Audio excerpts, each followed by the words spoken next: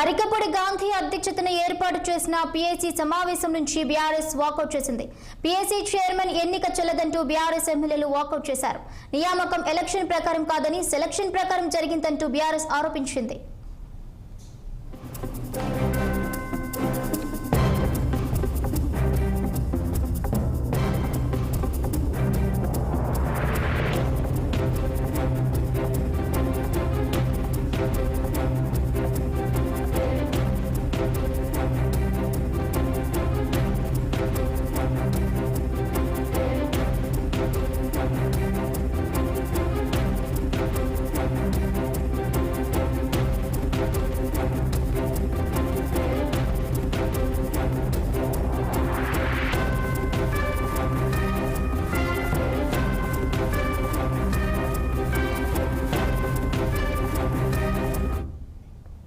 అరికపూడి గాంధీ అధ్యక్షతన ఏర్పాటు చేసిన పీఏసీ సమావేశం నుంచి బీఆర్ఎస్ వాకౌట్ చేసింది.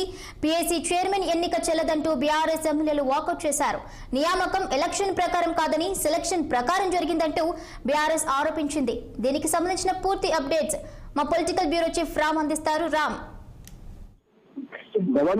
అసెంబ్లీ కమిటీ హాల్లో పీఏసీ చైర్మన్ అరికపూడి గాంధీ అధ్యక్షతన పీఏసీ కమిటీ సమావేశం జరిగింది.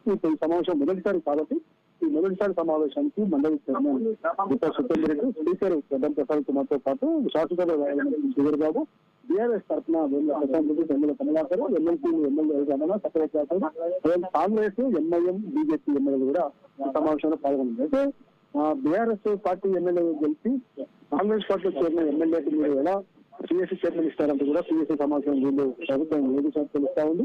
దాని సందర్భంగా అధికార పార్టీ సభ్యులకు టీఆర్ఎస్ సభ్యులు సంఘర్షణ నేపథ్యంలో బీఆర్ఎస్ పార్టీ పీఏసీ సమావేశాన్ని ఏర్పాటు చేసేందుకు కూడా తర్వాత బయటకు వచ్చిన ప్రతినిధులు మీడియాతో మాట్లాడుతూ చెప్పడం జరిగింది. ఈ నేపథ్యంలో నేను పీఏసీ చైర్మన్ గా ప్రతిపక్ష నేతకు ఇవ్వాల్సిన సాంప్రదాయాన్ని పక్కన పెట్టి సెలక్షన్ చేసి రాహుల్ గాంధీ ఆదేశాల మేరకు పీఏసీ చైర్మన్ బీఆర్ఎస్ పార్టీకి గెలిచి కాంగ్రెస్ జరిగిన ఎమ్మెల్యే అరికపూడి గాంధీకి బీఆర్ఎస్ పార్టీ మండిపడింది. ఈ నేపథ్యంలోనే వాళ్ళు బయట కూడా మీడియా సమావేశంలో తీవ్ర స్థాయిలో మండిపడ్డారు.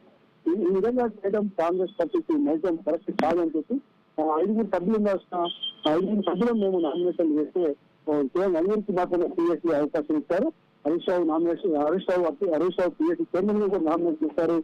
నామినేషన్ సంస్కృతి ఎదిగైంది, ఏమైంది, ఎందుకు మీరు అలా చేశారని కూడా వాళ్ళు అదే తర్వాత కొన్ని లెక్కలు అడుగుతుంటే కూడా లెక్కలకి పీఏసీ చైర్మన్ సమాధానం చెప్పకుండా శాసనసభ వ్యవహారాల మంత్రి శ్రీరాబాబు జోక్యం చేసుకుని సమాధానం చెప్పడం కూడా మేము తీవ్రంగా వ్యతిరేకిస్తాం. ఈ నిర్ణయాల వల్లనే నేను పీఏసీ సమావేశానికి బయటకు వచ్చానని చెప్పి మంత్రులు మాజీ మంత్రులు వేముల ప్రశాంత్ రెడ్డి, గంగుల కమలాకర్, రేవంత్ సత్యవతి రాథోడ్, ఎమ్మెల్సీ రమణ ఈ మీడియాకు చెప్పడం జరిగింది. Right, okay, thank you Ram, thank you for the updates.